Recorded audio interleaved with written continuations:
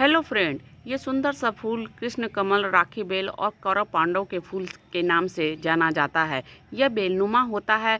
Friend, इसे बोलचाल की भाषा में राखी बेल कहते हैं क्योंकि यह राखी की तरह दिखता है फ्रेंड। और इसे कौरव पांडव का फूल इसलिए कहते हैं क्योंकि इसका बीच का जो पेटल है फ्रेंड वो 5 होता है, इसीलिए इसे पांडव। और बाहर की जो पेटल है फ्रेंड वो 100 होती है, इसीलिए इसे पांडव और कौरव के प्रतीक के कारण ही इसे कौरव पांडव का फूल भी कहते हैं। जब भी कभी खूबसूरत फूलों की चर्चा होती है तो इसका नाम हम लोग भूल ही नहीं सकते हैं। यह बहुत ही खूबसूरत फूलों में इसकी गिनती होती है। इसमें मंद मंद खुशबू होती है। यह बेलनुमा होती है। यदि आप गेट के आगे लगाइएगा तो यह बहुत ही खूबसूरत लगता है। फ्रेंड, मेरे गेट के आगे जगह नहीं है, इसीलिए मैं अपने टेरेस में गमले में लगाई हूँ। फ्रेंड, इसकी प्रूनिंग करते रहिएगा तो यह भूसी बनेगा, वरना आप दीवार के सहारे से या किसी सहारे से चढ़ाइएगा तो यह चारों तरफ तेज़ी से फैलने वाला प्लांट होता है। फ्रेंड, इसे जब भी लगाइएगा बड़े पॉट में लगाइएगा। कम से कम इसके लिए 12 इंच का पॉट होना बहुत ज़रूरी है। फ्रेंड देखिए, पिछले साल जब मैं इसकी रिपोर्टिंग नहीं की थी तो उतनी अच्छी फ्लावरिंग नहीं हुई, सिर्फ 2-4 ही फ्लावर हुए थे। इस फरवरी को मैं इसकी रिपोर्टिंग कर दी हूँ तो देखिए कितनी सारी कलियाँ बन गई है। चारों तरफ कलियाँ ही कलियाँ हैं।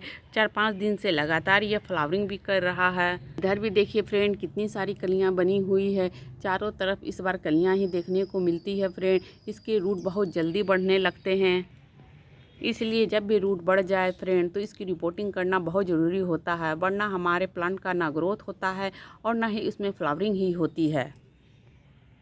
इसका ग्रोइंग पीरियड फरवरी के बाद होता है। ये रेनी सीजन में बहुत हैवी क्वांटिटी में फ्लावरिंग करता है और ये कम से कम नवंबर तक फ्लावरिंग करता है। नवंबर के बाद फ्रेंड दिसंबर, जनवरी और लगभग फरवरी, आधे फरवरी तक इसमें कोई ग्रोथ नहीं होता है।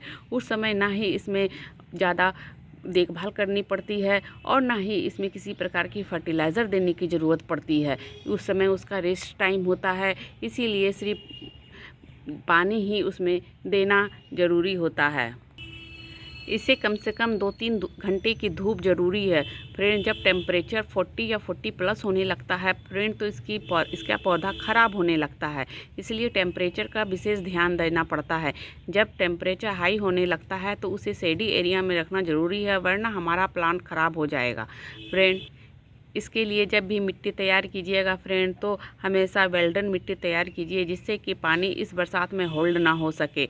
और पानी तभी दे जब ऊपर की मिट्टी सूख जाए। शुभ प्लांटों में इसकी गिनती की जाती है फ्रेंड। यह विष्णु के बहुत ही प्रिय पुष्पों में से एक है। ये तो मेरे गार्डन में फ्रेंड 2-3 साल से है, लेकिन मैं इस बार इसकी कटिंग लगाई हूँ। मेरे पास 2 कलर है फ्रेंड, एक ब्लू दूसरा रेड। रेड तो मेरा ख़राब हो गया है फ्रेंड, ब्लू अभी है। मैं इसकी कटिंग लगा ली हूँ। ऐसे तो इसके 3-4 कलर मैं देखती हूँ फ्रेंड मोबाइल में, लेकिन मेरे पास सिर्फ ब्लू ही है और मैं ऐसे और कोई कलर मेरे आसपास है भी नहीं।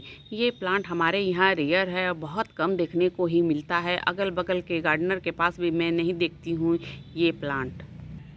एक बार अच्छी मिट्टी बना लीजिएगा तो बार बार फर्टिलाइज़र देने की ज़रूरत भी नहीं पड़ती है। इसलिए मैं एक ही बार शुरू में जब मैं इसकी रिपोर्टिंग करती हूँ तो उसी समय मैं अच्छी मिट्टी बना लेती हूँ, तो फिर बार बार मैं फर्टिलाइज़र नहीं देती हूँ फ्रेंड तो अपने किचन से निकले हुए लिक्विड फर्टिलाइज़र। इस समय फ्रेंड रेनी सीज़न है, रेनी सीज़न में तो मैं किसी भी प्लांट में कोई भी फर्टिलाइज़र देती ही नहीं हूँ, क्योंकि बारिश के पानी में नाइट्रोजन की मात्रा इतनी अधिक होती है फ्रेंड कि सारे प्लांट का ग्रोथ ऐसे ही हो जाता है, तो किसी फर्टिलाइज़र देने की ज़रूरत ही क्या है।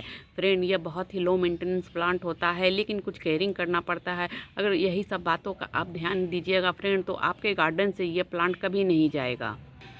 इसमें फ्रेंड 3 साल से मेरे गार्डन में है, मैं नहीं देखती हूँ कि इसमें किसी प्रकार के कीड़े मकोड़े का अटैक होता है। यदि आपके पास नहीं है फ्रेंड तो इसे अपने गार्डन में ज़रूर रेड कीजिए। देखिए फ्रेंड कितना खूबसूरत है, एकदम राखी के जैसा ही पूरा दिखने में लगता है। पुराने ज़माने में फ्रेंड इसी तरह के राखी हुआ करता था, हम लोग अपने भाइयों को इसी तरह राखी बांधते थे। अभी जनरेशन न्यू हो गया फ्रेंड, इसलिए पतले पतले धागे वाले राखी चल रहा है फ्रेंड। लेकिन जब भी मैं राखी बेल को देखती हूँ फ्रेंड तो मुझे पहले वाले दिन याद आ जाता है कि पहले इसी तरह का राखी चला करता था। ये था फ्रेंड राखी बेल के बारे में जानकारी। आपको कैसी लगी ज़रूर बताइएगा। Thanks for watching. Happy gardening. Bye bye.